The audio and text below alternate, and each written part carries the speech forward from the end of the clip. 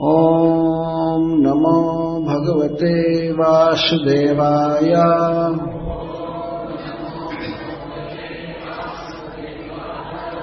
ब्रह्मतेजो विनिर्मुक्तैः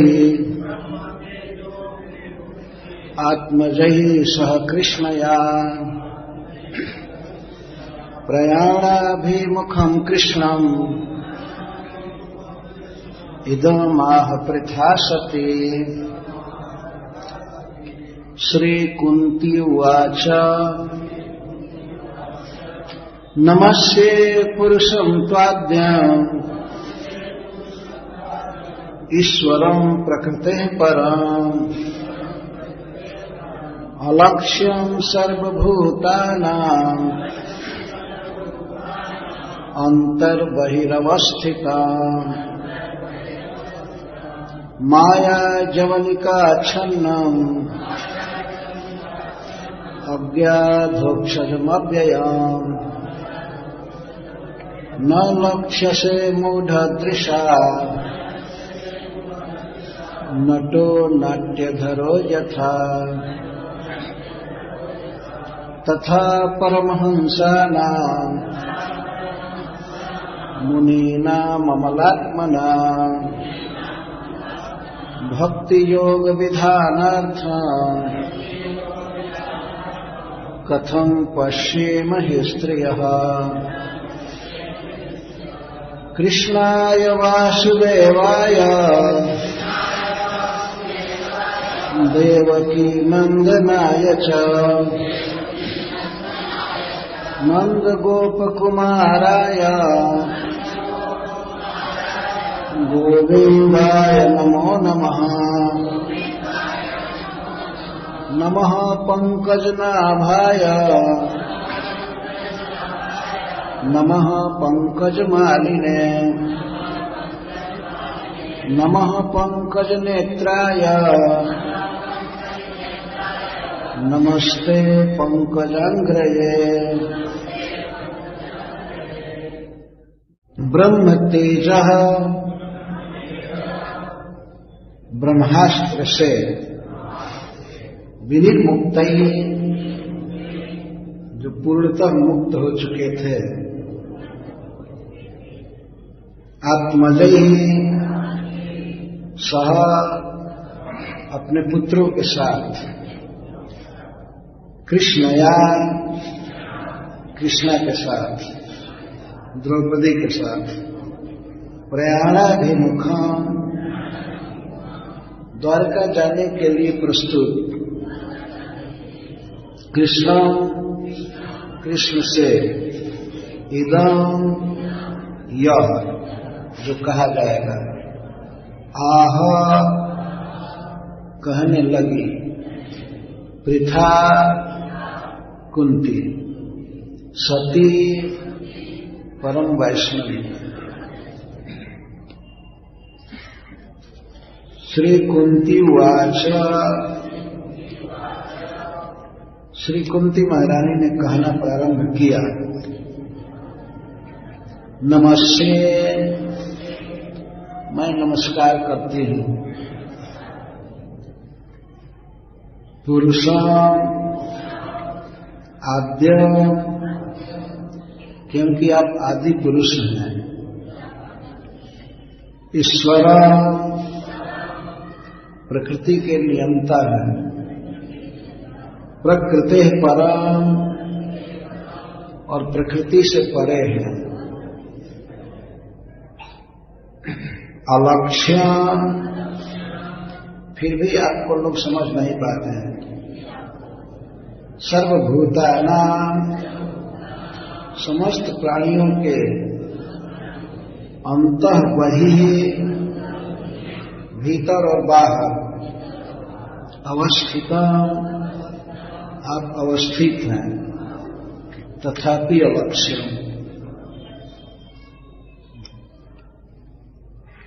माया जवनिका छन्न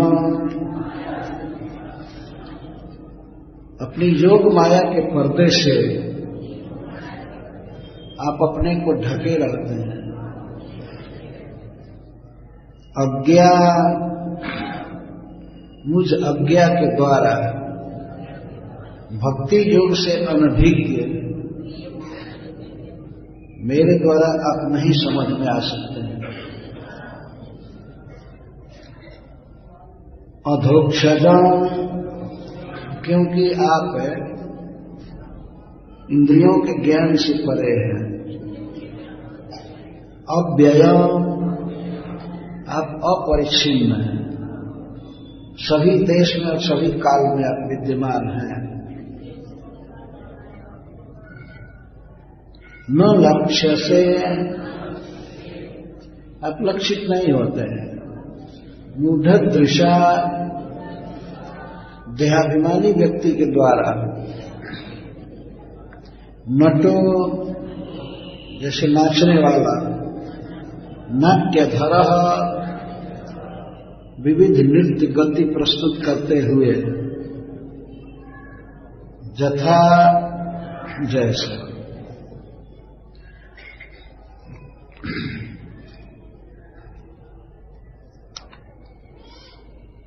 श्री भगवान की बुआ जो वास्तव में देवकी के समान महिमामयी है, जिसको श्री वसुदेव जी की सहोदरी बहन बनने का सौभाग्य प्राप्त हुआ,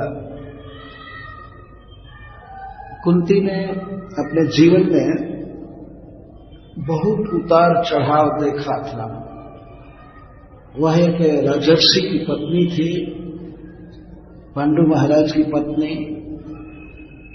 ऐसे उसका जन्म मथुरा में हुआ था, और विवाह हुआ हस्तिनापुर में सबसे बड़े राजा के साथ।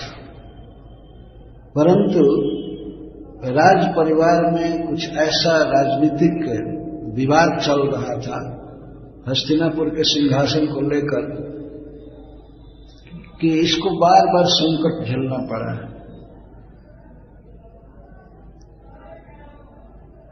बहुत अल्प समय ही अपने पति के साथ रह पाई।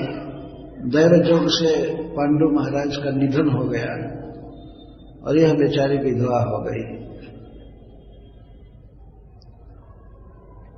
उसके बाद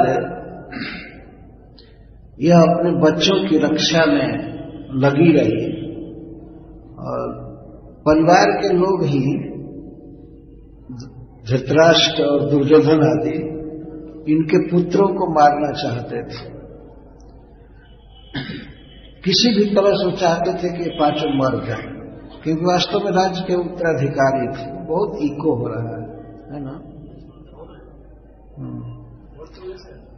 तो जैसे लाक्षा भवन में जलाने का प्रयास करना, भीमसेन को विष देना, फिर राज्य का अपहरण करना जुए के बहाने से, किसी भी तरह से हमेशा दुख में रही कुंती। परंतु किसी भी अवस्था में यह पूर्ण रूप से भगवान कृष्ण का भक्त थी। अतः श्री भगवान इसकी रक्षा करते रहे और इसके पुत्रों की रक्षा करते रहे सब समय। तो भगवान कृष्ण के द्वारा किए गए उपकार को जानती थी और भगवान की महिमा को भी पूरा पूरा जानती है। कुंती को ज्ञान है कि ये साक्षात भगवान है, परंतु चूंकि भगवान का वह एक परिकर है, तो वह भगवान के प्रति अपने माधुर्य संबंध को ही मानती रहती थी। माधुर्य संबंध का मतलब है कृष्ण के साथ जो उसका संबंध है उसी को मानते थे।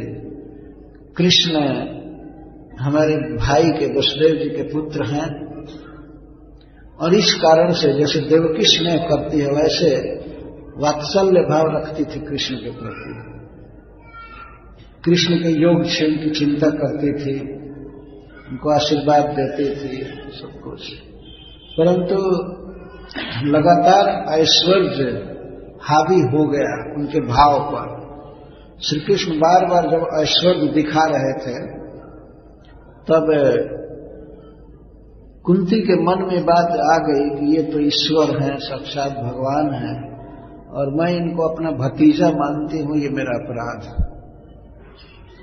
तो इस समय जब भगवान द्वारका जाने के लिए प्रस्तुत हुए तो भगवान श्री कृष्ण से अपने भावों को छिपा नहीं सकी और द्रौपदी के साथ अपने पुत्रों के साथ खड़ी थी रथ के पास। रथ पर सवार कृष्ण द्वारका जाने के लिए प्रस्तुत थे। तो उस समय इदम आह, यह कहने लगे। कुंती महारानी अपने भावों को व्यक्त कर रही हैं। तो जीवन में पहली बार श्री कृष्ण को प्रणाम कर रही हैं। आप जरा विचार कीजिए, किसी दिन वसुदेव जी प्रणाम करने लगे भगवान को, या देवकी प्रणाम करे, जशोदा जी करे, नंद बाबा, तो कितनी उटपटांग बात। परंतु भगवान का ऐश्वर्य तो नित्य है ही, वो कभी कभी अधिक प्रकट होता है तो परिकरों में, द्वारका के परिकरों में भगवान के प्रति ईश्वर बुद्धि हो ही जाती है। तो प्रणाम करने लगे। कुंती वाच नमस्ते पुरुषम त्वाद्यम ईश्वरम प्रकृते परम। त्वा का अर्थ त्वाम, मैं आपको प्रणाम कर रही हूं। भगवान तो चकित हो गए। ननु कनिष्ठम माम कथम नमस्करोसि। भगवान ने कहा कि बुआ जी, मैं तो कनिष्ठ हूं, उम्र में और संबंध में भी मैं आपसे छोटा हूं। मैं आपके पुत्र जैसा हूं, भाई का पुत्र हूं तो पुत्र ही हुआ, और उम्र में भी छोटा हूं। आप मुझको क्यों प्रणाम कर रही हैं?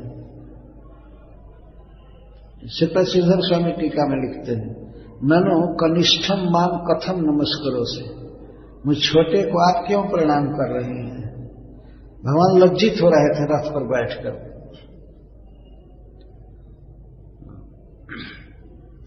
तब कुंती महारानी कहती है, नहीं कृष्ण, तुम केवल मेरे भाई के पुत्र ही नहीं हो, तुम आदि पुरुष हो।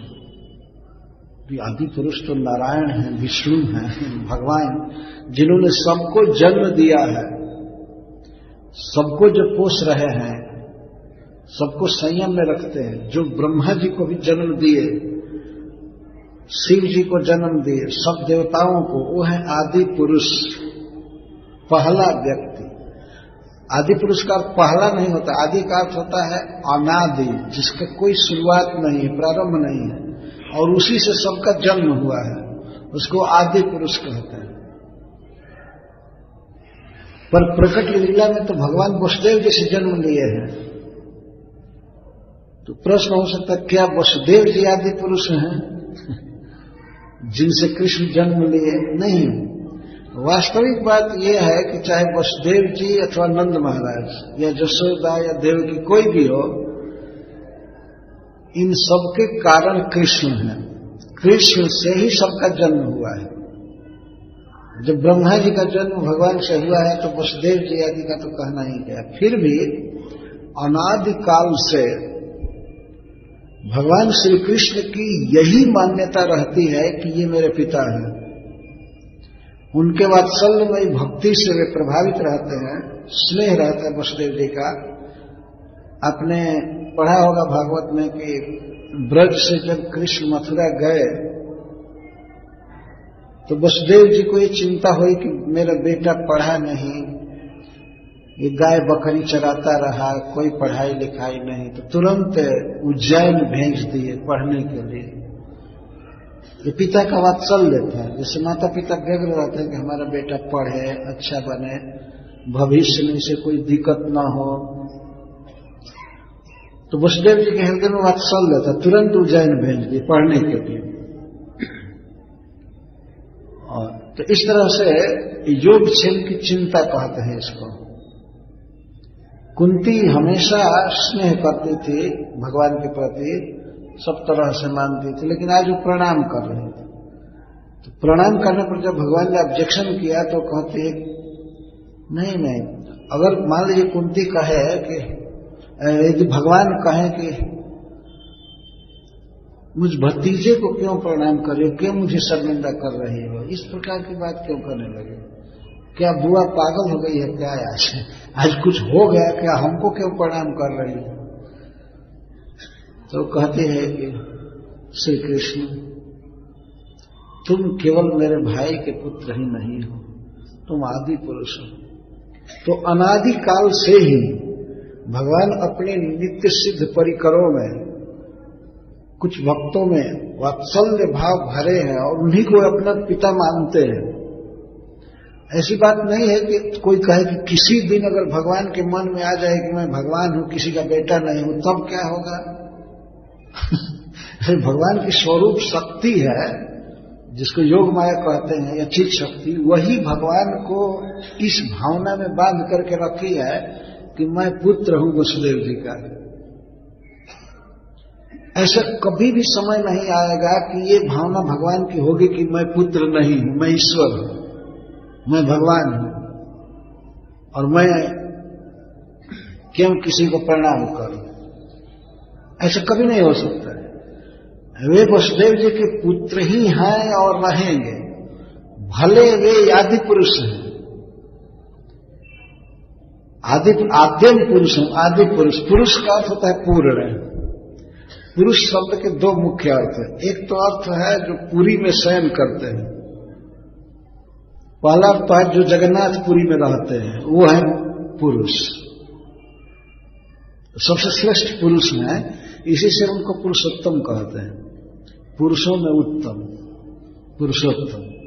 अतोस्मिन् लोके वेदे च प्रथितः पुरुषोत्तम, सबसे उत्तम पुरुष है। उत्तम पुरुष का अर्थ है सबसे अधिक धनवान, सबसे अधिक सुंदर, विद्वान, और इसके साथ यह भी कि जो मरण और जन्म से शून्य है, उनका कभी जन्म नहीं होता है, कभी मरण नहीं हो सकता है, इसलिए भी उत्तम पुरुष है, पुरुषोत्तम है।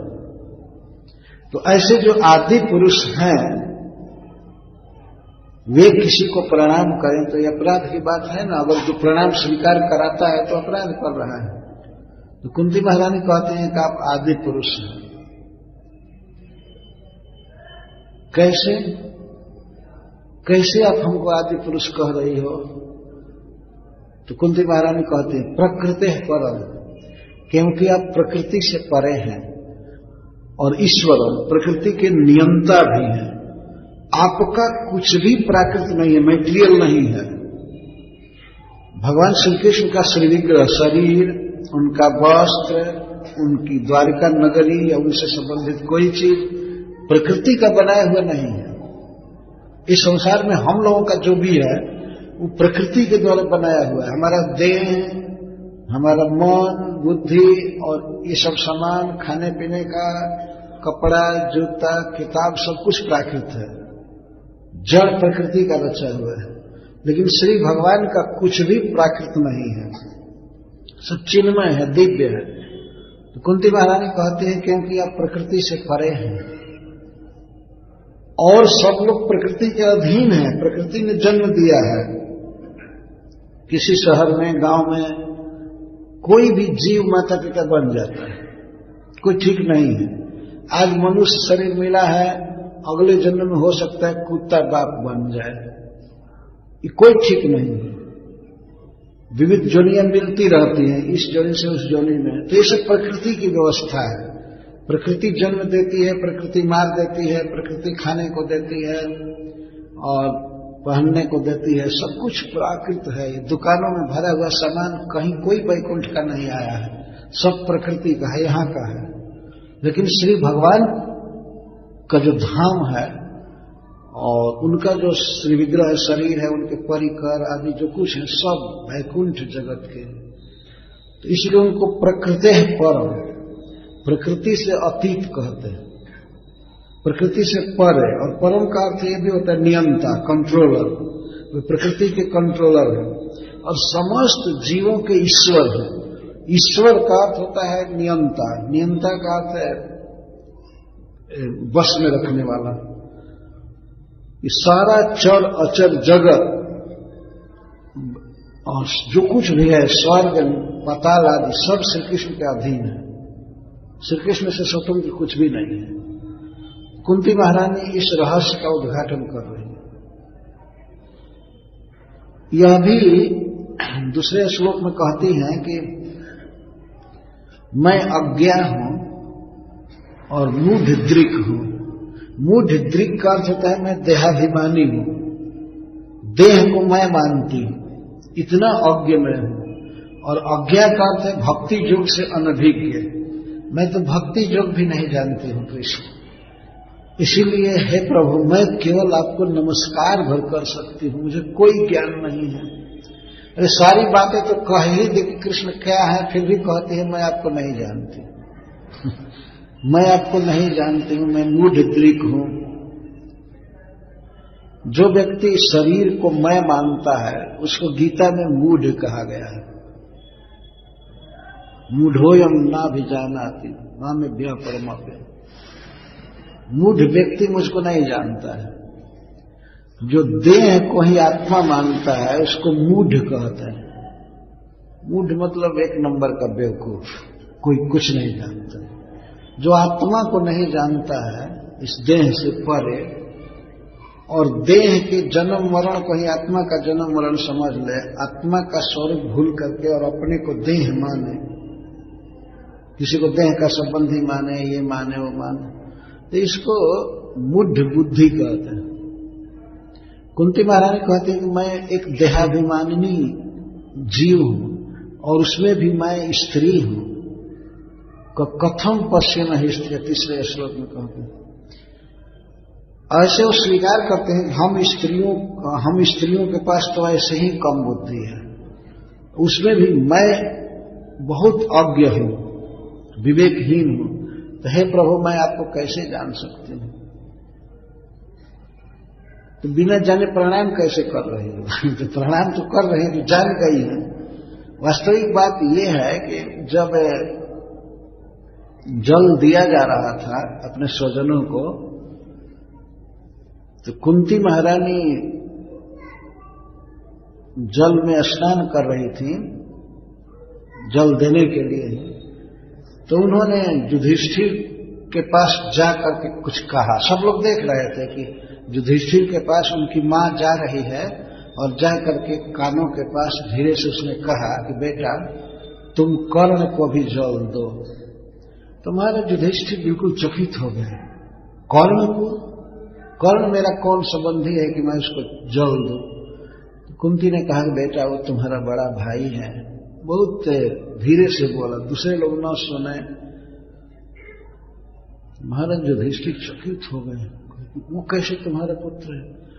तो उसने कहा कि बेटा दुर्वासा मुनि के मंत्र का जप करने से भगवान सूर्य के द्वारा मुझे पुत्र प्राप्त हुआ था, लेकिन मैं लोक लज्जा से उसको गंगा जी में बहा दी एक मंजूषे में।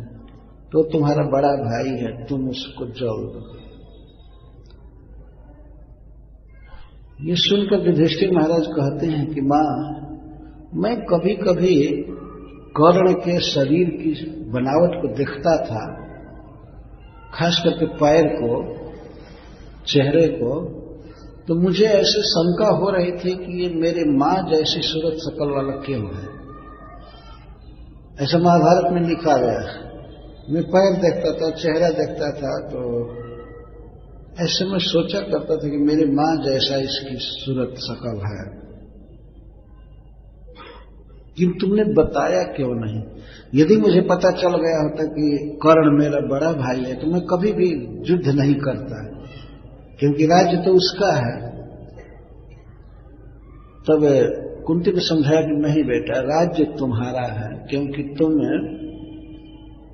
अपने पिताजी से जन्म लिए हो, राज्य तो तुम्हारा ही है। लेकिन युधिष्ठिर महाराज और शोकग्रस्त हो गए, और उस समय उन्होंने गंगा जी का पानी उठा करके साफ दिया, केवल कुंती को नहीं, सारी स्त्रियों को, कि आज से स्त्रियों के हृदय में कोई भी गुप्त बात छिप करके नहीं रह सकती है। ऐसा उन्होंने संकल्प किया।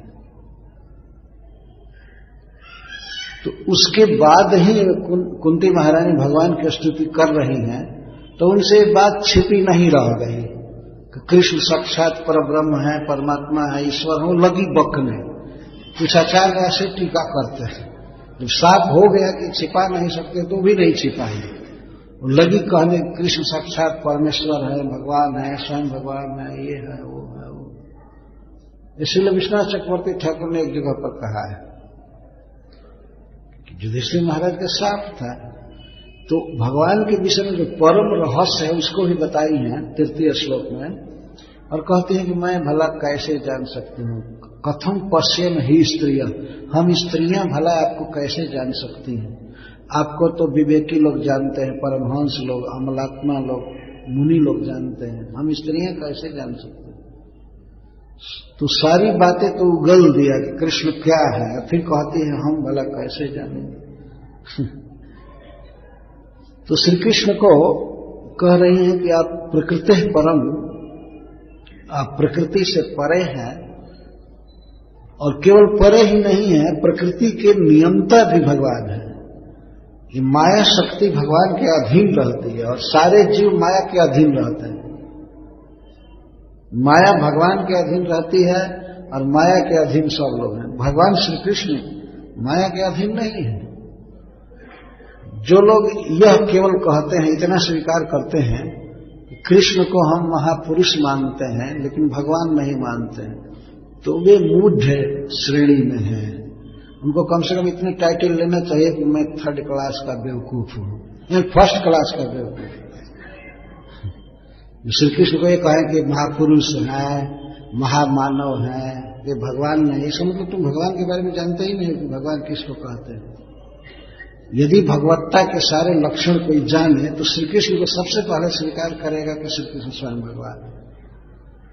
ये आज की बात नहीं, श्रीपाद शंकराचार्य ने स्वीकार किया, रामानुजाचार्य ने, निम्बार्काचार्य ने, चैतन्य महाप्रभु ने, और उस समय के लीला काल में जितने भी बड़े बड़े लोग थे सबने श्री कृष्ण को स्वीकार किया कि ये साक्षात परमेश्वर है, साक्षात भगवान।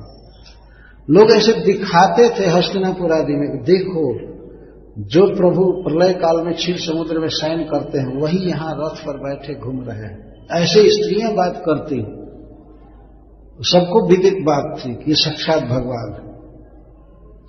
एक बार व्यक्ति हमसे मिला जो हिंदू नहीं था, दूसरे धर्म का था। उसने कहा कि स्वामी जी, हम वाकई में कृष्ण को तो भगवान स्वीकार कर सकते हैं क्योंकि इनकी लीलाएं हैं ऐसी, लेकिन और नाम रखकर एक दो अवतार को कहा कि उनको नहीं मान सकते हैं जो स्त्री के विरह में इतना रोए। भगवान राम को कहा, यद्यपि भगवान राम स्वयं भगवान ही हैं, कोई अंतर नहीं है, लेकिन वो कह रहा था कि मैं कृष्ण को स्वीकार करता हूं कि भगवान है, लेकिन राम को नहीं, क्योंकि राम भगवान तो मर्यादा का अवतार लिए थे, अपने को छिपा कर रखते थे, नहीं भगवान श्री कृष्ण कभी नहीं छिपाते थे। अगर कोई चैलेंज करता था तो प्रकट कर देते थे। महाभारत युद्ध के बाद जब द्वारका जा रहे थे तो रास्ते में एक उत्तंक ऋषि मिले। उत्तंक बहुत तेजस्वी ऋषि थे। उन्होंने कहा कि कृष्ण चाहते तो ये रोक दिए होते युद्ध को, लेकिन ये कराए हैं युद्ध। अर्जुन को उकसा करके शुरू दिन ही गीता जयंती के दिन इन्होंने युद्ध कराया, इसलिए मैं इसको साफ दूंगा कृष्ण को। अपने परिवार के लोगों में झगड़ा कराया, ये कराया, मैं साफ दूंगा। जब साफ देने के लिए सामने आए तो भगवान ने उनको अपना विराट रूप दिखाया। उत्तंक तो छटपटा करके गिर गए, हाय हाय करने लगे, फिर बाद में क्षमा मांगे। ऐसा नहीं था कि भगवान दब करके रहे कि हमको कोई जान न ले कि भगवान है। उन्होंने दिखाया, मां यशोदा को 2 बार अपना रूप दिखाया। एक बार तो दूध पी करके गोद में जम्हाई ले रहे थे और यशोदा से दूध पिला रही थी। जम्हाई से मुख खुला तो उसमें तीनों जगत की सभी चीजों को भगवान ने दिखा दिया। मां यशोदा तो घबरा गई कि ये क्या देख रही है। और दूसरी बार लाला ने मिट्टी खा लिया तो मिट्टी उगलवा रही थी, निकालो मिट्टी अपने मुख से, उस समय दिखा दिया। तो मां यशोदा सोचती थी कि ये कोई ग्रह लग रहा है, क्या हो रहा है, किसी भूत का कोई जंजाल है, हमारे बेटा के मुंह में ये सब क्या है। अब बाद में सब तिरोहित हो गया। तो मां यशोदा पर ऐश्वर्य का कोई प्रभाव नहीं होता है, कितना भी कृष्ण अपना ऐश्वर्य दिखा। तो ऐसे भगवान श्री कृष्ण अपना विराट रूप दिखाते ही रहते थे। अर्जुन को दिखाया, दुर्योधन को दिखाए, संधिदूत बन करके गए थे। तो छिपी नहीं थी, सारे जगत में बात का प्रचार था कि कृष्ण स्वयं जगदीश्वर है, परमात्मा है, भगवान है। ये छिपी हुई बात नहीं थी। तो कुंती महारानी यहां रहस्योद्घाटन कर रहे हैं। नमस्ते पुरुषम त्वाद्यम, मैं आपको नमस्कार कर रही हूं। क्यों बुआ? क्योंकि आप आदि पुरुष, आप आदि पुरुष हैं, सबके जन्मदाता। कैसे जानते हो आदि पुरुष है? क्यों ऐसा कहते? क्योंकि प्रकृति है परम, आप प्रकृति से परे हैं और ईश्वर प्रकृति के नियंता भी हैं। भूतानम अंतः वही अवस्थित है, आप समस्त जीवों के, वस्तुओं के भीतर भी हैं और बाहर भी हैं, सर्वत्र विद्यमान। कृष्ण परमात्मा रूप से समस्त प्राणियों के भीतर हैं, हृदय में, और बाहर भी नियंता के रूप में हैं, सारे जगत को कंट्रोल कर रहे हैं काल के रूप में। तथापि अलक्ष्य, फिर भी आपको जान पाना कठिन है। अलक्ष्य, इतना सब कुछ है फिर भी आपको लोग नहीं जान पाते हैं। हमें इस बात का आश्चर्य है। जो सर्वत्र व्याप्त हैं, सबके हृदय में है, जो प्रकृति के नियंता है, जो आदि पुरुष हैं, उनको लोग नहीं जान पाते। आप अलक्ष्य रहते।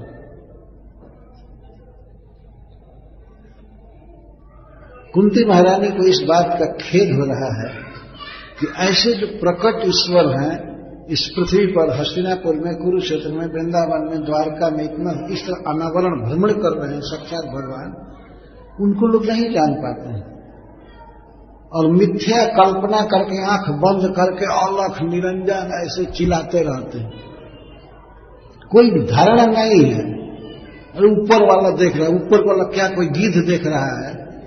ऊपर तो गिद्ध भी उड़ता है ना, ऊपर वाला देख रहा है। तुम्हारे भीतर भी है, बाहर भी है, सर्वत्र अवस्थित है, उसको नहीं जान पाते हैं। तो अलक्ष्य और कल्पना करते हैं, ध्यान करो, ये करो, वो करो, परमात्मा को पाओ, ये सब थोथी बातें हैं। जब प्रकट भगवान अपने धाम से यहां उतार लिए हैं और विविध जगह लीला कर रहे हैं और उस पर भी गीता का उपदेश किए हैं, ऐसे प्रभु को न मान करके क्या कल्पना करना है? तो मूढ़ता है ना। वास्तविक बात है कि कुंती महारानी मूढ़ नहीं है, कुंती महारानी अज्ञ नहीं है, लेकिन श्री कृष्ण को इस रूप में नहीं जानने वाले लोग मूढ़ हैं और अज्ञ हैं, जो नहीं जानते। जो प्रकट कृष्ण है, प्रकट ईश्वर, न लक्ष्य से मूढ़ दृश्य नटो नाट्य धरो जाता न अलक्ष्यम सर्वभूतानाम अंतर बहिर्वश्य। आश्चर्य की बात है, जो भगवान भीतर भी हैं, बाहर भी हैं, सर्वत्र हैं। बाहर का मतलब कहाँ है? बाहर पुरी में है, जो द्वारका में है, कुरुक्षेत्र में है, वृंदावन में, मंदिर मंदिर में भरे पड़े हैं, बाहर सब जगह जगन्नाथपुरी में विराजते हैं, फिर भी लोगों के लिए अलक्ष्य, लोग समझ नहीं पाते हैं। और भगवान श्री कृष्ण भी कहे हैं कि ना हम प्रकाश सर्वस्य जोग माया समागत, मैं भी अपने को ढके रहता हूं।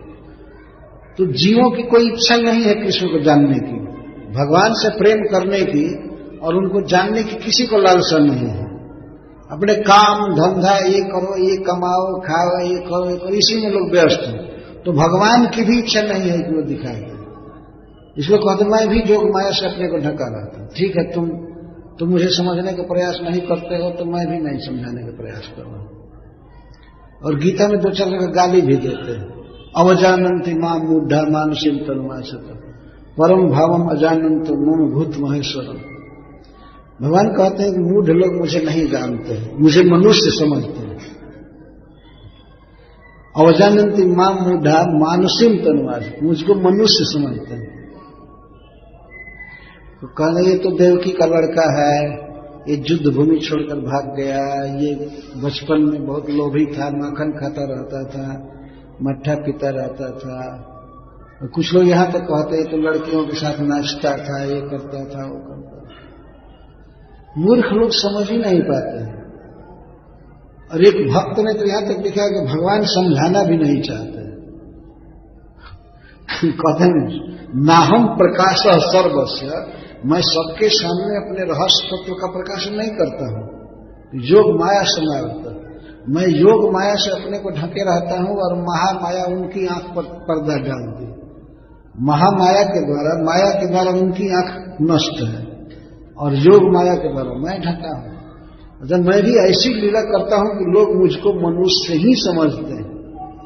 वास्तव में इस तरह की लीला करते, जैसे मान लीजिए उन्होंने रुक्मिणी का हरण किया, तो रुक्मिणी का हरण करने में कुछ लोग ये कहते थे कृष्ण महाकामी है और स्त्री का अपहरण करते हुए घूम रहा है। ये पता होना चाहिए कि वो रुक्मिणी आत्महत्या करने जा रही थी। यदि कृष्ण नहीं अपहरण किए होते तो वह मर गई होती। भगवान उसके प्रेम की रक्षा के लिए उसका अपहरण किए थे।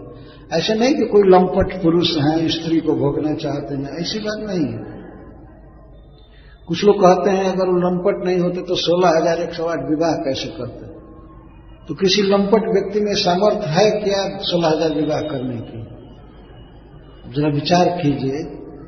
16,000 विवाह किया भगवान ने, और सुखदेव गोस्वामी भागवत में 3-3 बार बोले हैं कि भगवान के मन को कोई भी स्त्री खींचने में समर्थ नहीं हुई और जितनी भी संतान हुई थी सब अवरुद्ध सौरता, भगवान के वीर से किसी का उत्पादन नहीं हुआ था।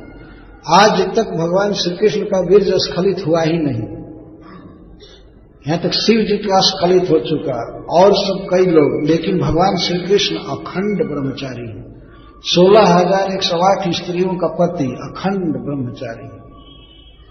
ये कई जगह बात लिखी गई है, ये उनकी ईश्वरता है। ऐसा नहीं है कि वो स्त्री के प्रति लंपट है इसलिए यहां से वहां कई जगह से विवाह किए। वो बरभागनी स्त्रियां श्री कृष्ण को अपना पति मान चुकी थी। वो विवाह करते या नहीं करते, लेकिन वो तो समर्पण कर चुकी थी अपना जीवन श्री कृष्ण को, इसलिए श्री कृष्ण उनको स्वीकार किए। और चूंकि साक्षात भगवान है, अतः प्रत्येक स्त्री के साथ एक एक रूप से रहते थे। 16,108 भवन बने हुए थे, राजभवन, जिसमें सारी सामग्रियां थी एक एक स्त्री के लिए, और एक एक रूप से भगवान श्री कृष्ण सबके साथ रह रहे थे। यह है भगवान की भगवत्ता। लेकिन मूढ़ दृश्य माया जवनिका छन्नम अज्ञाधोक्षरमव्ययम न लक्ष्य से मूढ़ दृश्य नटो नाट्य धरोजत। पहले श्लोक में कह रहे अलक्ष्यम और इसमें कह रहे न लक्ष्य से।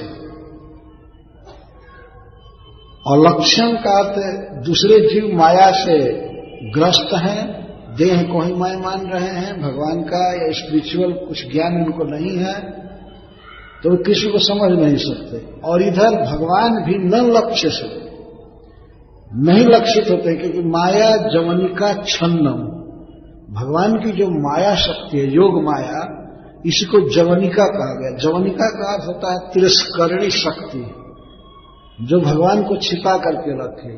मूढ़ों की दृष्टि में भगवान हमेशा मनुष्य ही प्रतीत हों, उनका ऐश्वर्य सामने न आ पाए। इसको कहते हैं माया जवनिका छन्न। माया जवनिका से आच्छन्न, पूरा पूरा ढके हैं। ऐसी भगवान लीलाएं करते हैं कि अपने आप बड़े बड़े विद्वान भी मोहित हो जाते हैं। कभी कभी सोचने लगते हैं कि भगवान ये कृष्ण क्या है। ये तो लगता है बिल्कुल मायाबद्ध कोई मनुष्य है जो छोटी छोटी वस्तुओं के लिए रो रहा है। जैसे भगवान श्री कृष्ण बचपन में चंद्रमा को खिलौने के रूप में पाने के लिए रोने लगे, तो उसमें कौन सोचेगा कि ये भगवान है जो फल खाने के लिए दौड़ता है। और कई प्रकार के काम हैं। राजनीति के दंगल में भगवान थे। हस्तिनापुर में युधिष्ठिर को राजा बनाने के लिए उन्होंने क्या क्या नहीं किया, और कई लीलाएं की। ग्वाल बालों के साथ खाना, नाचना, दूध दही पीना, छीनना, चोरी करना,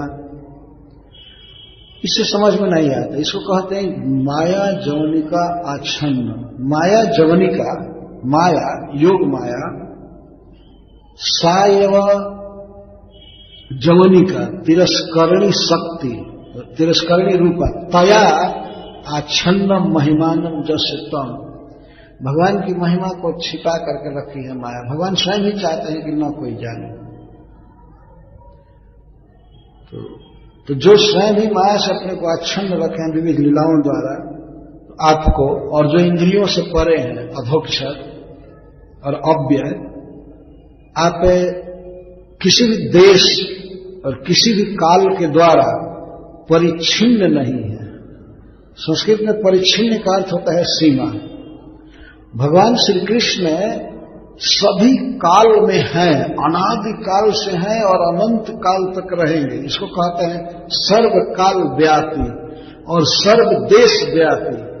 वो गोलोक में है, वैकुंठ में है, वो स्वर्ग में है, पृथ्वी पर है, वो पाताल में है, एक एक प्राणियों के हृदय में है, एक एक एटम के अंदर है। अंडांत रष्ट परमाणु चयांत रष्टम गोविंद माज पुरुषम तम हम भजामि।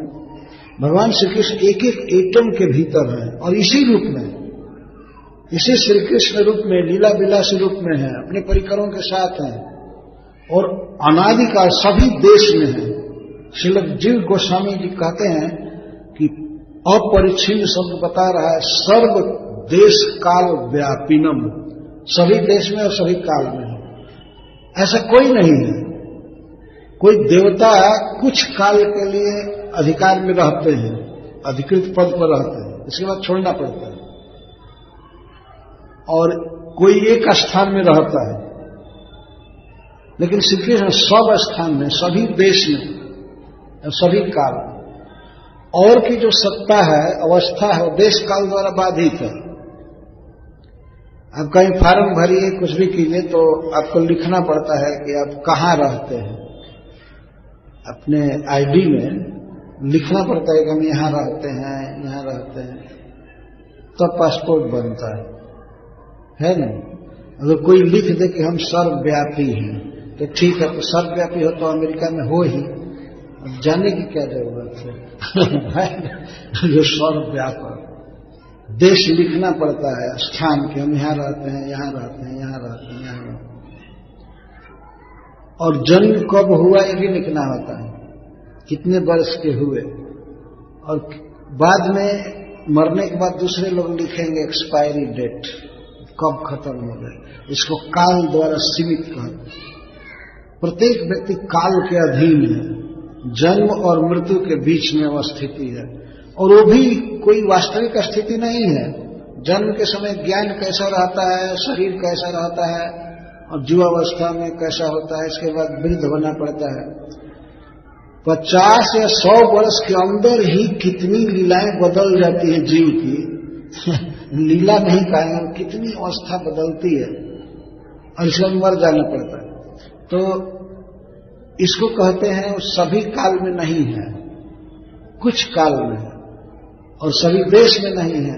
कुंती महारानी ने स्पष्ट देखा, समझा कि ये द्वारका जाने के लिए रथ पर भी बैठे हैं, और इसके साथ उत्तरा के गर्भ में भी एक गए, अपने योग बल से अति सूक्ष्म बन करके उत्तरा के गर्भ में गए, तो उत्तरा के गर्भ की रक्षा किए और रथ पर भी बैठे रहे। तो कोई आश्चर्य नहीं, वो तो सर्वभूता नाम अंतर बहिर्वस्थित, सभी जीवों के भीतर और बाहर श्री कृष्ण रहते हैं। तो माया जवनिका छन्नम अज्ञा धोक्षजम अव्ययम, अव्ययम का श्रीपाद जीव गोस्वामी करते हैं अपरिच्छिन्नम। श्रीधर स्वामी जी भी ने अर्थ किया अपरिच्छिन्नम। इसकी व्याख्या जीव गोस्वामी जी करते हैं सर्व काल देश व्यापिनम, सभी देश में है, सभी काल में है श्री कृष्ण। ऐसा नहीं कि अब श्री कृष्ण लीला किए और पहले लीला की अब नहीं है। जिस रूप में वे पृथ्वी पर प्रकट थे उसी रूप में वे आज भी हैं और सर्वत्र हैं। ऐसा नहीं केवल गोलोक में है, सब जगह वे हैं। तो न लक्ष्य से मूढ़ दृश्य नटो नाट्य धरो जथा, कुंती महारानी कहती हैं कि जब कोई व्यक्ति अभिनेता, नाचने वाला रंगमंच पर जब नाचता है तो नृत्य गीत के अनुसार नृत्य प्रस्तुत करता है। तो कभी कभी वो चंद्रमा का भाव बताता है, कमल का भाव बताता है, अनेक प्रकार के। लेकिन जो संगीत शास्त्र से अनभिज्ञ व्यक्ति है, वो नाटक करने वाले व्यक्ति के नृत्य गति आदि को नहीं समझ पाता है कि ये नाचने वाला क्या कर रहा है, क्या भाव बता रहा है, जो संगीत को नहीं जानता है वो नहीं समझ पाता है, वो केवल देखता है एक नाच रहा है, लेकिन क्या क्या भाव बता रहा है कुछ भी नहीं जान पाता। तो इस तरह से श्री कृष्ण नौ लक्ष्य से, श्री कृष्ण का अभिप्राय जल्दी समझ में नहीं आता है। कोई लीला ये क्यों कर रहे हैं, इसके पीछे इनका क्या आशय है, नहीं समझ में आते हैं। इसीलिए श्री कृष्ण के विषय में अनेक प्रकार की बात लोग बोला करते हैं, ये कर रहे हैं, ऐसे है ऐसे है। जैसे देखिए प्रकट लीला, श्रील विश्वनाथ चक्रवर्ती ठाकुर लिखते हैं, पांडवों के पालन में आप तत्पर हैं, कुंती महारानी कह रही है, पांडवों के पालन में आप तत्पर हैं, सब तरह से बहुत स्नेह है, प्रेम है, फिर भी अश्वत्थामा के हृदय में, अश्वत्थामा आदि के हृदय में प्रेरणा करके पांडवों के वध के लिए शस्त्र ग्रहण कराते ही रहते हैं। यह अद्भुत लीला है, सबके हृदय में है, सबके अंतर्जामी है। मत्त स्मृति ज्ञान मपोहनम च, तो वे सबके हृदय में है, तो अश्वत्थामा के भी हृदय में है, दुशासन के भी हृदय में है, दुर्योधन के हृदय में है। तो पांडव की रक्षा करने में तत्पर हैं, फिर भी अश्वत्थामा आदि को प्रेरित करके अस्त्र ग्रहण आदि करवा ही देते हैं, और इधर रक्षा भी करते हैं, सुदर्शन चक्र से रक्षा भी करते हैं, परंतु अश्वत्थामा आदि के हृदय में रोक नहीं पाते हैं और उनको प्रेरित करते हैं, पांडवों के वध के लिए ब्रह्मास्त्र चलाओ। तो अश्वत्थामा के हृदय में ऐसे प्रेरणा देते हैं और इधर रक्षा करते हैं। आपकी लीला समझ में नहीं आता, आपका अभिप्राय नहीं समझ में आता है कि आप क्यों ऐसा करते हैं। अच्छा, और इस कुरुक्षेत्र के युद्ध में आपने प्रतिज्ञा लिया था कि मैं अस्त्र ग्रहण नहीं करूंगा, बिना अस्त्र ग्रहण किए ही सहायता करूंगा, लेकिन फिर भी आपने अस्त्र ग्रहण कर लिया। आप अपनी प्रतिज्ञा का निर्वाह नहीं किए। इसमें तो स्पष्ट कारण है कि भीष्म की प्रतिज्ञा को भगवान सत्य करना चाहते थे। तो कुंती महारानी कहती है, अद्भुत आपकी लीला है,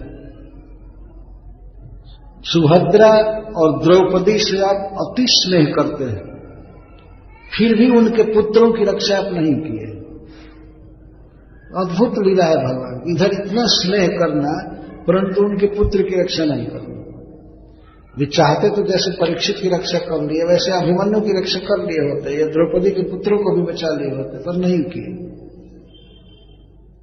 इस प्रकार से, और आप इस जगत में अवतार लिए हैं परित्राणाय साधुना, साधुओं की रक्षा के लिए, शिष्ट के पालन में आप लगे हैं, परंतु शिष्ट शिरोमणि, सज्जन शिरोमणि भीष्म आदि का आप संहार करा रहे। सज्जनों के पालन के लिए अवतार लिए और भीष्म पितामह का संहार करवा रहे। यहां तक कि वे अर्जुन को प्रेरित किए कि अर्जुन मारो मारो मारो, ये टाइम है, मारो, नहीं मारोगे तो मैं मार दूंगा, ऐसा वो कह रहे थे। तो अर्जुन ने कहा नहीं नहीं, आप अस्त्र रखिए रखिए रखिए अस्त्र, आपकी बेइज्जती होगी दुनिया में, मैं मार दूंगा, आप चिंता मत कीजिए। तो भगवान सज्जनों की रक्षा के लिए अवतार लिए हैं, पर फिर भी भीष्म पितामह आदि महान सज्जनों का घात करवा रहे, मरवा रहे। तो इस प्रकार की लीला का अभिप्राय नहीं समझ में आता है प्रभु। इसलिए कुंती महारानी कहते अलक्ष्यम, यानी न लक्ष्य से मूढ़ दृशा नटो नाट्य धरो जाता। नाटक करने वाले, नाचने वाले व्यक्ति के गति को तो देखा जाता है, लेकिन किस अभिप्राय से वो क्या कर रहा है, क्या भाव बता रहा है, ये नहीं जाना जा सकता। इस तरह से आपकी लीला का मर्म समझ में नहीं आता। मैं तो भक्ति योग से अनभिज्ञ हूं, अज्ञा, मैं अज्ञ हूं और मूढ़ दृष्टि। तब भगवान श्री कृष्ण चुपचाप रह रहे हैं। इसके बाद वो कहते हैं, तथा परमहंसानां मुनीनां ममलात्मनां भक्ति योग विधानार्थं कथं पश्येम स्त्रिय। कुंती महारानी कहती हैं, प्रभु आपको ईश्वर के रूप में, प्रकृति के नियंता के रूप में, या अधोक्षक के रूप में, सर्वकाल देश व्यापी के रूप में कौन जान सकते हैं। तथा परमहंसानां मुनीनां अमलात्मनां, जो परम हंस है, जो आत्म अनात्म के विवेकी हैं, क्या स्पिरिचुअल है क्या मैटेरियल है, मैटेरियल को छोड़ करके जो स्पिरिचुअल लाइफ में है उनको परमहंस कहते हैं। तो परमहंस लोग आपको समझ सकते हैं, और मननशील जो हायर विषय का मनन करते हैं वे आपको समझ सकते हैं, और जिनका मन अमल है, अमलात्मा नाम निर्मल है, जो राग द्वेष आदि से शून्य है, ऐसे महापुरुष आपको समझ सकते हैं।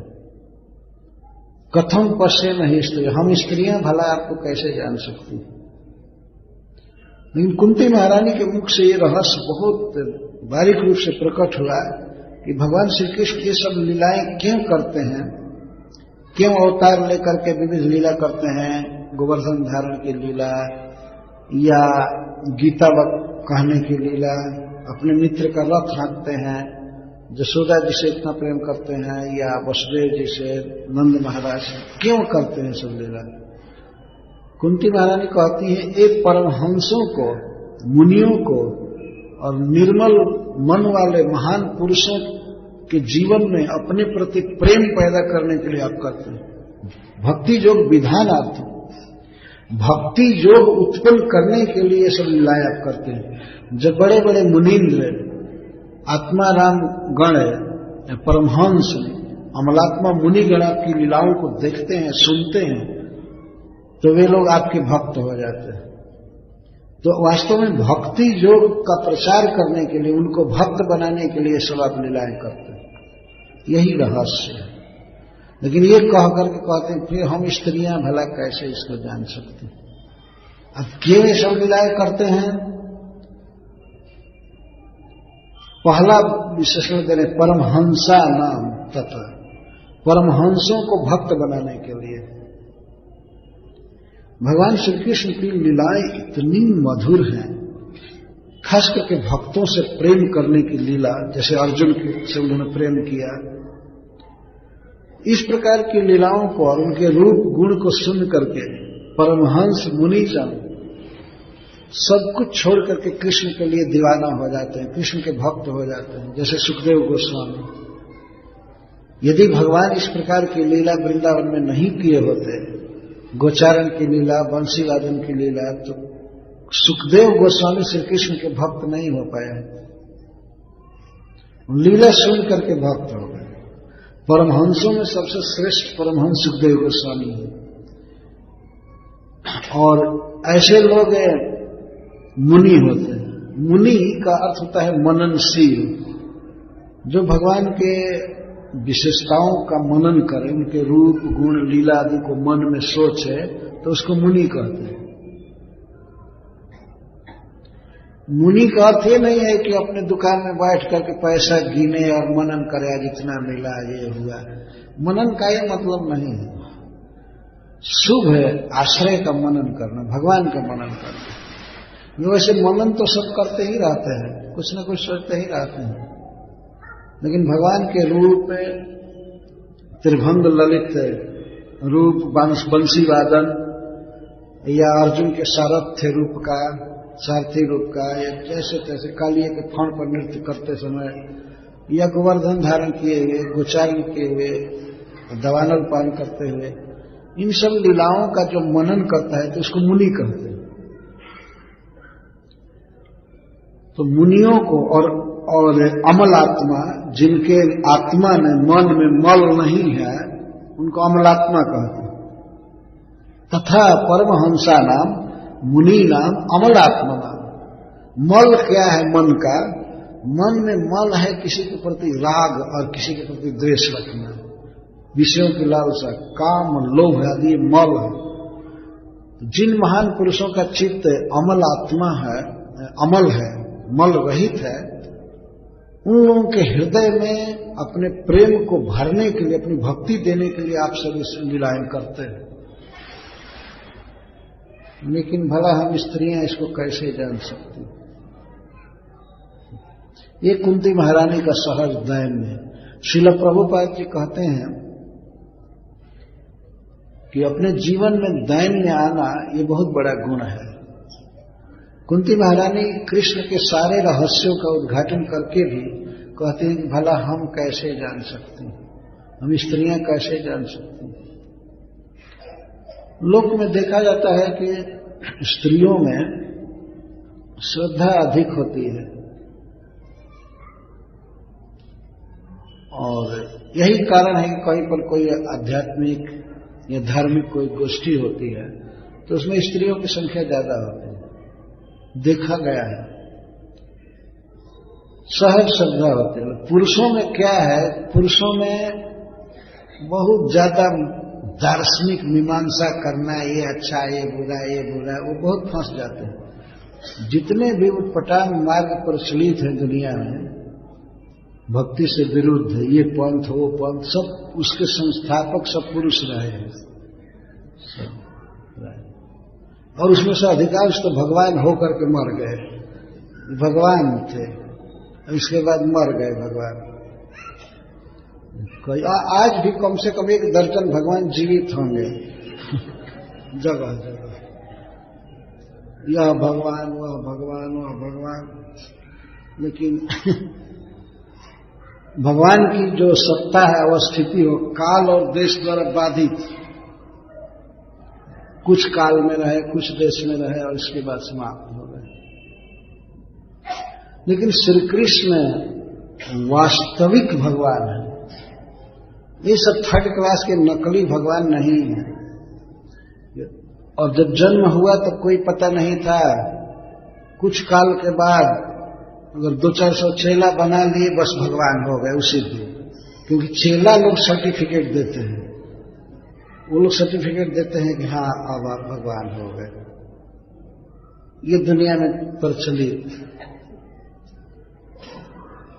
तो श्री कृष्ण ऐसे सस्ते और 3rd क्लास के ईश्वर नहीं है, वास्तव में वास्तविक ईश्वर है भगवान। और इस जगत में इतनी मधुर लीला करते हैं, ये राग द्वेषहीन और सार असार को, आत्मा और अनात्मा को जानने वाले और मननशील विद्वानों को भक्त बनाने के लिए ऐसी लीला करते हैं। ये भगवान की लीला सुन करके, उनको देख करके, उनके चरण की सुगंध सुन करके, कथा सुन करके लोग भक्त हो जाते हैं। यदि भगवान इस जगत में अवतार नहीं लिए होते, सब लीलाएं नहीं किए होते, तो क्या सुनते हम, क्या सुनते और कैसे भगवान में चित्त लगता है।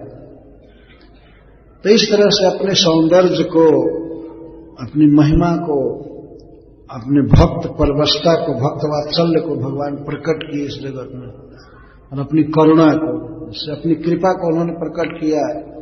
पूतना का वध करके तुरंत उसको वैकुंठ दिया, गोलोक दिया, इसमें कृपा प्रकट है। भगवान अतिशय कृपालु हैं और विशेष करके भक्तों से बहुत स्नेह करते हैं। इसके साथ ही जगन्नाथ हैं, सारे जगत के जीवों से उनका स्नेह है, सबका पालन करते हैं, सबका पोषण करते हैं। और ये लीला अवतार ग्रहण करके भगवान सब दिखाते हैं, तब भगवान के प्रति बड़े बड़े लोग आकृष्ट होते हैं। और नहीं तो बस अलख, निरंजन, जगदीश, परमात्मा, ये सब अटकलबाजी करते रहते हैं और इसी में मर जाते हैं। कुछ ज्ञान होता नहीं, कुछ भी वास्तव में ज्ञान नहीं होता। भले वो कोई अध्यात्मवाद का नाटक कोई करे, लेकिन कोई जीवन में भगवान का अनुभव नहीं हो पाता है। भगवान मन में भी नहीं आते हैं, फिर भगवान को गलवाही देना, भगवान को चामर डुलाना, ये सब कहाँ सुलभ हो सकता है। या भगवान से रथ हाँकवाना।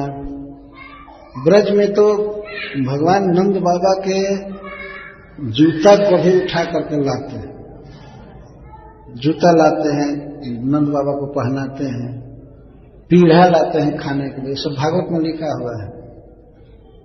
भगवान इतना सुलभ है, कोई लड़का भी ब्रज में उनको गलवाही दे सकता है, खेल सकता है, खा सकता है।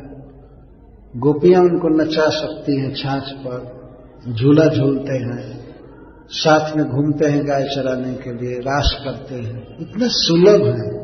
और ऐसे सुलभ ईश्वर को ये कह देना, नहीं, ईश्वर वो है जिसको कोई जान नहीं सकता, उसको कोई देख नहीं सकता। ये लोग कहते हैं ईश्वर की परिभाषा, ईश्वर कौन है?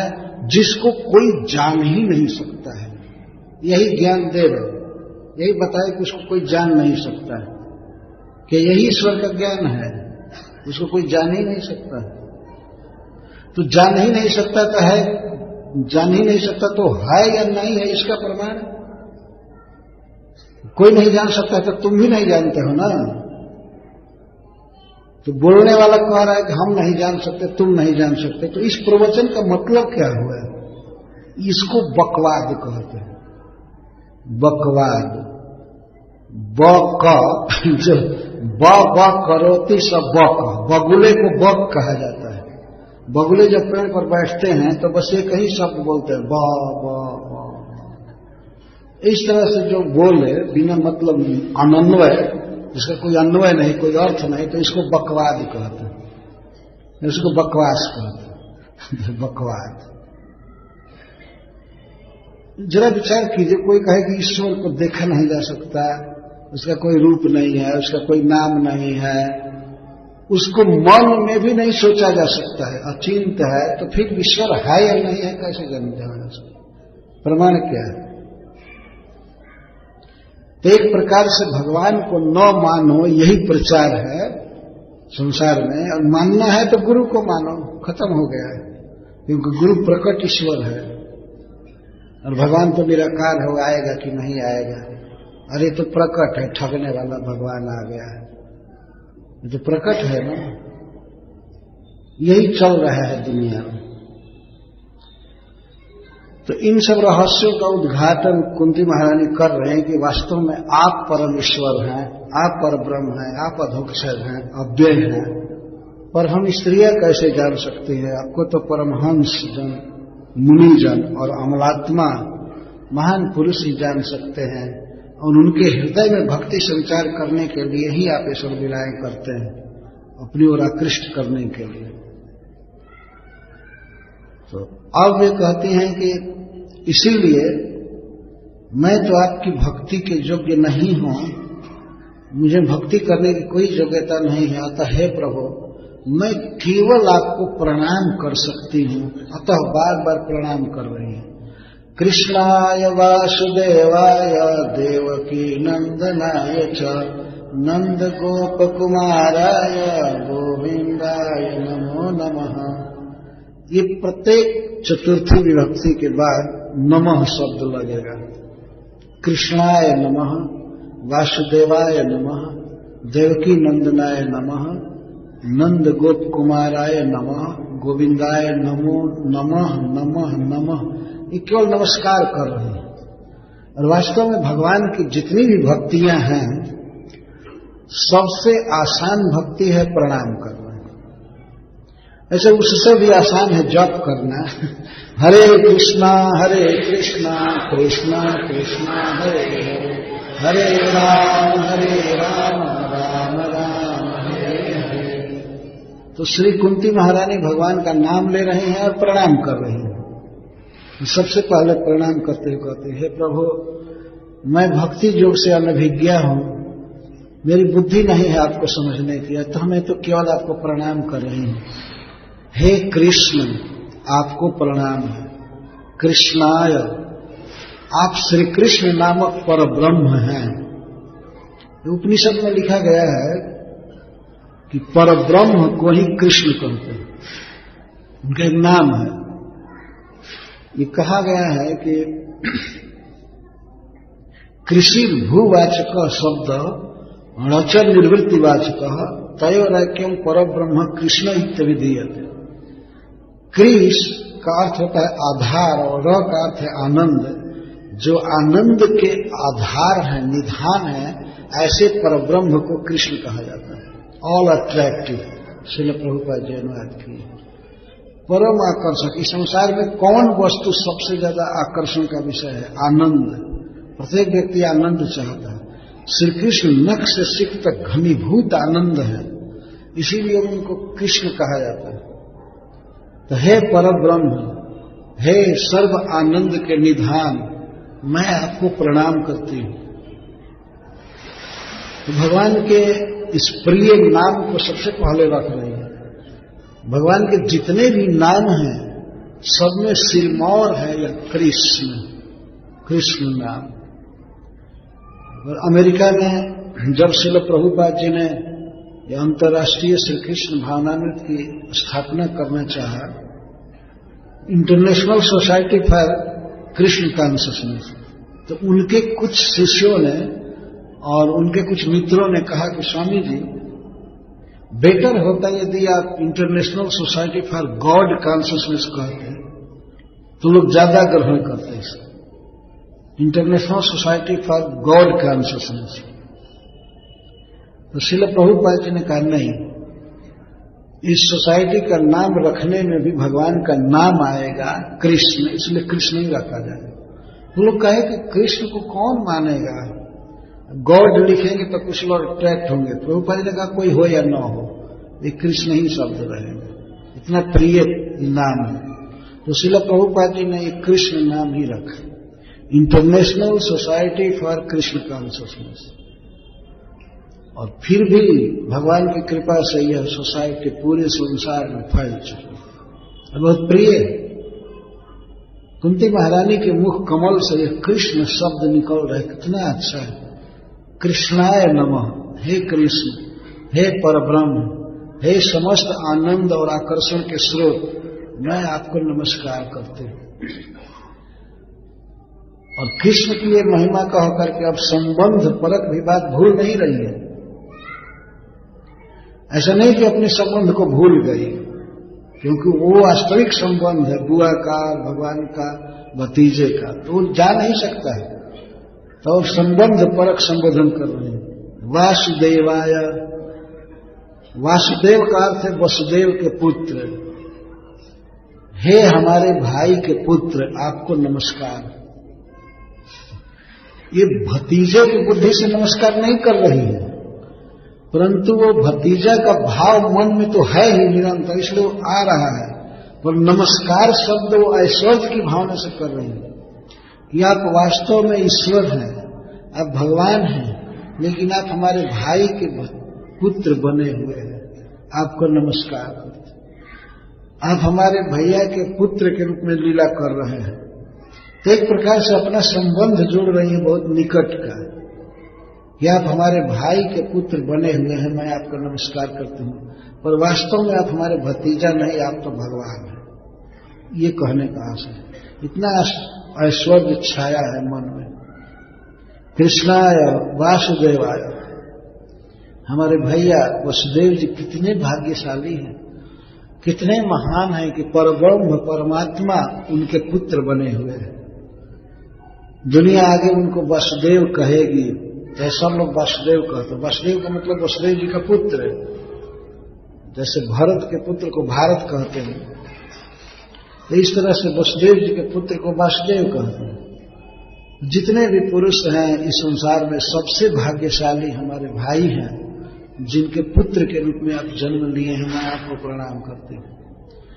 और अपने भाई से भी कहते, मेरे भाई से भी अधिक भाग्यशाली, अधिक सौभाग्यशालिनी देवकी है, जिसके गर्भवास को आपने स्वीकार किया, जिसके उदर में आप पुत्र बन करके आए। अहो, समस्त महिलाओं में सर्वश्रेष्ठ मेरी भाभी देवकी है, जिसके पुत्र रत्न रूप में आप प्राप्त हुए हैं। अहो, धन्य है। बहुत सी माताएं हैं इस जगत में, लेकिन जो देवकी ने सौभाग्य प्राप्त किया आपको अपने कोख में धारण करके, वो धन्य है। तो देवकी नंदनाय च, देवकी को आनंद देने वाले देवकी के पुत्र, आपको नमस्कार।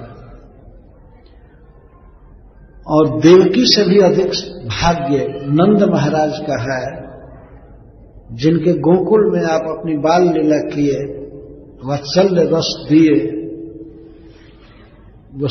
नंद बाबा को। तो नंद बाबा अतिशय भाग्यशाली है। समस्त बाल लीलाएं भगवान श्री कृष्ण ने ब्रज में किया, नंद बाबा के देख देख में, उनके प्रेम में। और नंद गोप कुमाराय गोविंदाय नमो नमः। बचपन में कुमारावस्था में आपने इस तरह नंद बाबा को, ब्रजवासियों को सुख दिया, और किशोर अवस्था में गोविंदाय आपने अक्षय अनंत सुख दिया श्री गोपी जनों को। जब आपका गोविंद नाम पड़ा, आपने गोवर्धन धारण किया, ब्रज की रक्षा किया और अब गोपियों के परम प्रियतम बनकर लीला किए, आपको मैं नमस्कार करती हूं।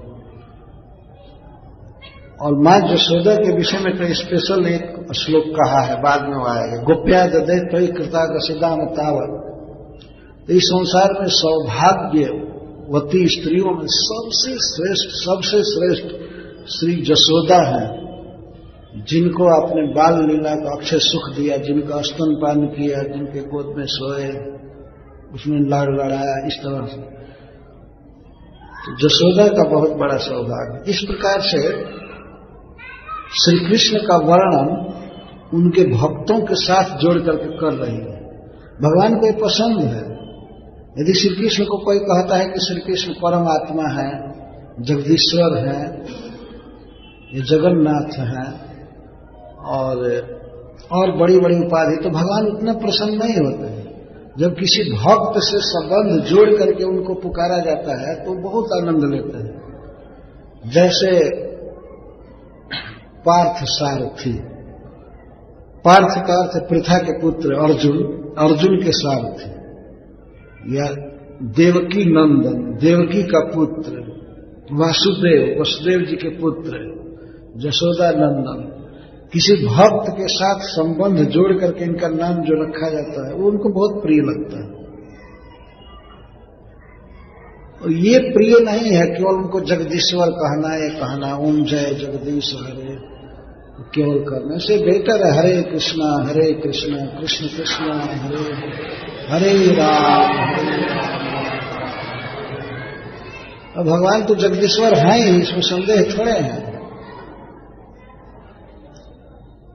तो प्रेम इसको कहते हैं, भगवान से सहज स्नेह करना, उनको देने की भावना रखना, भगवान को हमें देना है, सुखी करना है, इसको प्रेम कहते हैं। यह प्रेम नहीं है कि भगवान से विनय करके और कहना कि सुख संपत्ति घर आवे, कष्ट मिटे तन का, दुनिया भर का धन हमारे घर में दे दीजिए और हमारा कष्ट मिटा दीजिए, ओम जय जगदीश हरे, हो गई आरती। यही प्रेम है। प्रेम तो देता है ना। वास्तविक प्रेम यशोदा जी का है, जो कृष्ण को खिलाने के लिए दही मथती है, कृष्ण को सुखी करने के लिए कई तरह से काम करती है। इस संसार में भगवान से प्रेम करने का ढंग ये है कि भगवान के अर्चा विग्रह की आराधना की जाए, उनको ड्रेस पहनाया जाए, उनकी आरती की जाए, खिलाया जाए, ये प्रेम है। इसको प्रेम कहते हैं। तो यहां पर श्रीमती कुंती महारानी भगवान श्री कृष्ण का वर्णन कर रही हैं, लेकिन इनके परिकरों के, इनके प्रेमियों के साथ। कृष्णाय वासुदेवाय देवकी नंदनाय च नंद गोप कुमाराय गोविंदाय नमो नमः। यह श्लोक बहुत प्रिय है वैष्णव समाज में। तो 2 श्लोकों में श्री कुंती महारानी भगवान का गुण वर्णन कर रहे हैं कि आपके रहस्य को मैं नहीं जानती हूं, लेकिन आप हमें बहुत सुखद और तापहारी प्रतीत हो रहे हैं। आप भक्तों का दुख दूर करते हैं और हमें बहुत सुख देते हैं। तो इस श्लोक में सुखद तत्व का वर्णन, कृष्ण सुख देते हैं। किसको किसको सुख दे? देवकी को, वसुदेव जी को, नंद बाबा, नंद गोप को, गोपिकाओं को, गौओं को, सबको सुख देते हैं। और इसके बाद वाले श्लोक में श्री कृष्ण के तापहारी स्वरूप का वर्णन किया गया है। श्री कृष्ण सबका दुख हर लेते हैं। सुख देना एक अलग चीज है और दुख हरना भी एक अलग चीज है। किसी को बहुत अधिक बुखार है, कोई कष्ट है, तो उस कष्ट को हर लिया जाए तो इसको तापहारी कर्म कहेंगे। ताप हर ले, दुख हर ले, तो श्री कृष्ण दुख हर लेते हैं। इसी का वर्णन श्री कुंती महारानी अगले श्लोक में कर रही हैं। नमः पंकज नाभाय नमः पंकज मालिने नमः पंकज नेत्राय नमस्ते पंकजांग्रये। विश्वनाथ चक्रवर्ती ठाकुर टीका में लिखते हैं कि आप जैसे भी हैं कृष्ण, लेकिन आप हमारे नेत्रों को बहुत सुख दे रहे हैं और हमारे मन की जलन हर रहे हैं। तो भगवान श्री कृष्ण के अंग का वर्णन कमल के रूपक से कर रहे हैं। पंकज, पंक से जिसका जन्म हो उसको पंकज कहते हैं। कमल पंक से जन्म लेता है, कीचड़ से जन्म लेता है। जल के भीतर जो मिट्टी का भींगा हुआ अंश रहता है उसको कीचड़ कहते हैं, पंक। और पंकज, पंक जात जन्म जस तम पंकज। पंकज यहां से प्रारंभ कर रहे हैं, नाभि से। नाभि से चालू कर रहे हैं, नमः पंकज नाभाय। भक्त लोग जब भगवान को प्रणाम करते हैं तो प्रणाम प्राय चरण से चालू किया जाता है, चरण से चालू किया जाता है।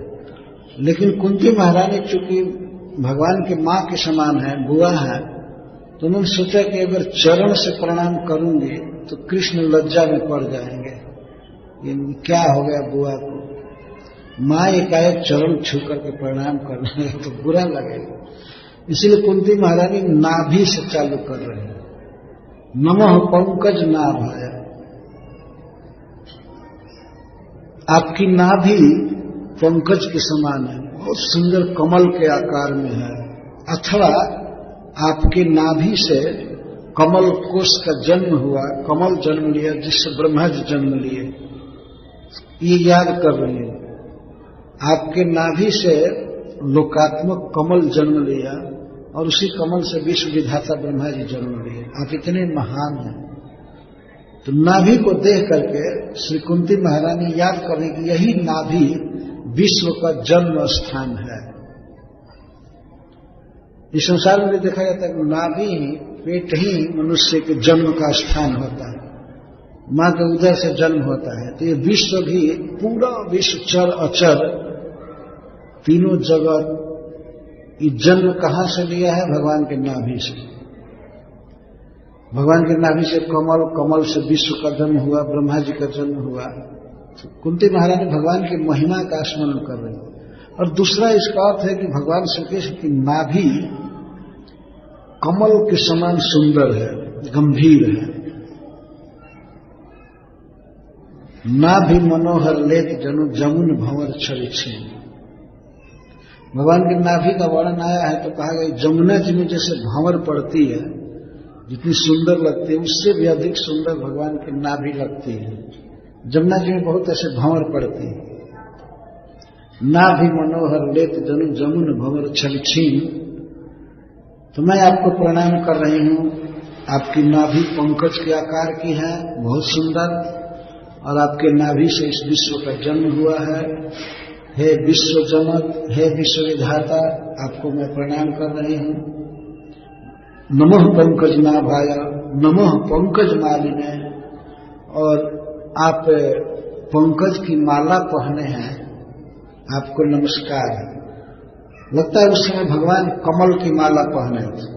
नमः पंकज मालिने, पंकज की माला धारण किए हुए प्रभु मैं आपको प्रणाम करता हूं। और इसका एक और अर्थ है, श्री कृष्ण के शरीर में सब जगह पंकज है, कमल है, पंकज की माला है। चरण में कमल का चिन्ह है, हाथ में कमल का चिन्ह है, उनकी आंखें कमल जैसी हैं, उनका मुख कमल जैसा है, सारा शरीर तो कमल जैसा है। अतः कुंती महारानी कहती हैं कि आप तो पंकज की माला ही धारण किए, सर्वत्र पंकज ही पंकज। भगवान के अंग की उपमा किससे दी जाए? इस संसार में कमल से बढ़कर के सुंदर और कोई चीज नहीं है। कमल में शीतलता होती है, सुगंध होती है, सुंदरता होती है। यद्यपि भगवान के अंग कमल से कोटि कोटि गुना अधिक सुंदर हैं, सुगंधित हैं, लेकिन फिर भी वर्णन करने के लिए कोई आधार चाहिए। अतः भक्त लोग भगवान के मुख की, हाथ की, चरण की, उपमा कमल से देकर के वर्णन करते हैं, कभी कभी चंद्रमा से। जैसे मुखारविंद, अरविंद कमल, चरणारविंद, करारविंद।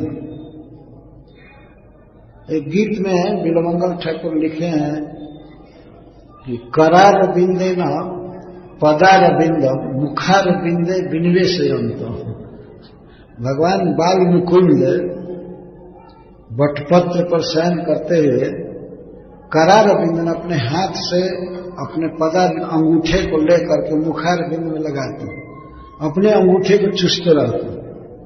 ये भगवान की लीला है बाल मुकुंद की। तो उनका हाथ भी अरविंद, उनका चरण भी अरविंद और मुख भी अरविंद। अरविंद था पंकज। तो इस तरह श्री कृष्ण पंकज की माला धारण किए हैं, सब जगह पंकज ही पंकज है। और नमः पंकज नेत्राय, और इसके बाद दृष्टि ऊपर जाती है।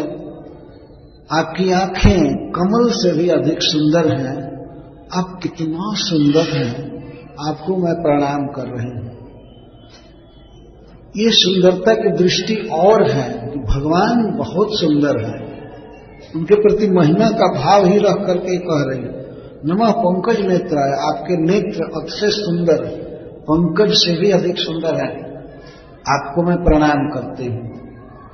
अंत में रहा नहीं गया, जब प्रणाम कर ही रही है तो नमस्ते पंकजांग्रे, आपके चरण कमल के समान सुंदर है, मैं आपके चरणों में प्रणाम करूं।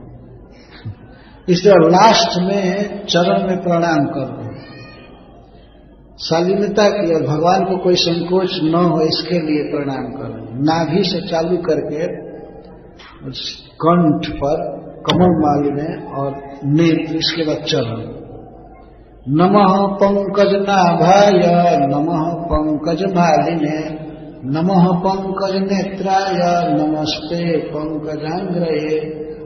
इस तरह भगवान को देख देख कर प्रणाम करना चाहिए। एक बार नेत्र को देखकर प्रणाम, चरण को देखकर प्रणाम, माला को देखकर प्रणाम, नाभि को कम से कम डीटी का दर्शन करते समय तो 4 बार तो भगवान को प्रणाम करना ही चाहिए। ये शिक्षा भी है। श्रील प्रभुपाद जी लिखे हैं teachings of queen Kunti, Kunti महारानी की शिक्षा। तो यह केवल प्रार्थना ही नहीं है, वास्तव में श्रीमती कुंती के मुख से बहुत बड़ी शिक्षा दी जा रही है। भगवान की भक्ति ऐसे करनी चाहिए। तो इसमें तापहारित्व स्वरूप का वर्णन किया गया है। कमल एक ऐसी वस्तु है जो किसी तप्त व्यक्ति के ताप को दूर करके शांति देता है। कमल के फूल को यदि आंखों से लगाने तो शीतलता मिलती है, छाती से लगाने शीतलता मिलती है। भगवान श्री कृष्ण ऐसे सुंदर हैं, ऐसे सुखद हैं कि उनका कोई चिंतन करे, दर्शन करे तो उसके जीवन के सारे दुख मिट जाते हैं, सारी जलन शांत हो जाती है। कुंती महारानी भगवान के इस सुखद और तापहारी स्वरूप का वर्णन करते हुए उन्हें बार बार नमस्कार कर रहे हैं। नमो नमः, नमो नमः ये दीक्षा है, संस्कृत में इसको कहते हैं। 2 बार कहने का मतलब अनेक बार समझ लेना चाहिए। नमो नमः, नमो नमः, गोविंदाय नमो नमः, गोविंद को नमस्कार। ये है भक्ति। कितनी सरल भक्ति है, भगवान को अपने सामने रख करके और बार बार प्रणाम करना बहुत बड़ा सौभाग्य है। और आज के युग में तो इससे बहुत फायदा है कि भगवान को बार बार प्रणाम कोई करे तो उसको डायबिटीज और ब्लड प्रेशर भी नहीं होगा, अगर कई प्रणाम करे, है ना। नहीं तो ऐसे भारी शरीर रहता है और कुछ अच्छा नहीं लगता है। तो भगवान को प्रणाम करने से यह भी फायदा है। भक्ति तो हुई ही, इसके साथ आसन और व्यायाम हो गया। तो इसमें आनंद के साथ प्रणाम करना चाहिए, आनंद के साथ, सुख के साथ। प्रत्येक कर्म पद जो उसमें दिया गया है उसके बाद नमः नमः लगाना, नमः नमः लगाना, यह है भक्ति। तो श्री कुंती महाराज जी का दैन्य प्रकट हो रहा है कि मैं तो भक्ति के योग्य नहीं हूं, मैं तो केवल आपको प्रणाम भर कर सकती हूं, इतनी ही योग्यता है। इतनी महान स्त्री जिसे भगवान के बुआ पद को प्राप्त करने का सौभाग्य मिला, जो श्री कृष्ण को गोद में खिलाई थी, और जिस दिन श्री कृष्ण को उखल में बांधा गया गोकुल में, उस दिन कुंती अपने आंख से देखी थी इस लीला को। वो गई थी यशोदा के यहाँ, उसने आंख से देखा कि कृष्ण को बांधा जा रहा है और वो रो रहे हैं। माता यशोदा ने जब ही रस्सी उठाया, ठीक है पीटूंगी नहीं लेकिन अब पशु की तरह बांध कर रखूंगी, जब ही रस्सी लिया तब ही कृष्ण करके रोने लगे और उनके आंखों से आंसू चू रहा था, काजल को धो रहा था। श्री कृष्ण अपने एक हाथ से आंखों को पोंछ रहे थे तो गाल पर काजल फैल गया। इस दृश्य को कुंती ने अपने आंखों से देखा है, इसीलिए इस स्तुति में उसको प्रस्तुत कर रही है। आगे वो श्लोक आएगा। कुंती कहती है कि कहां ब्रह्मास्त्र का समन करने वाला व्यक्ति, साक्षात परब्रह्म भगवान आप, इस विश्व युद्ध में हमारे पुत्रों को आपने विजय दिलाया। इस प्रकार से आपकी महिमा। और ये दृश्य जब मैं याद करती हूं, और गोकुल में दधि भांड फोड़ दिए थे आप, और उस समय मां यशोदा आपको जब बांधने के लिए रस्सी उठाई, उस समय आपकी जो दशा थी, वास्तव में वो आप भय से बिल्कुल व्याकुल थे, भय हो गया था आपको। तो मैं तो जब वही याद करती हूं और ये ईश्वर के रूप का स्मरण करती हूं, तो मेरा मन तो मुंह में पड़ जाता है कि क्या हो रहा है। अगर ऐसा होता कि आप नाटक करते तभी सांत्वना थी, लेकिन नाटक नहीं था। झरझर आंसू झर रहे थे, आप रो रहे थे, वास्तव में आप भयभीत थे।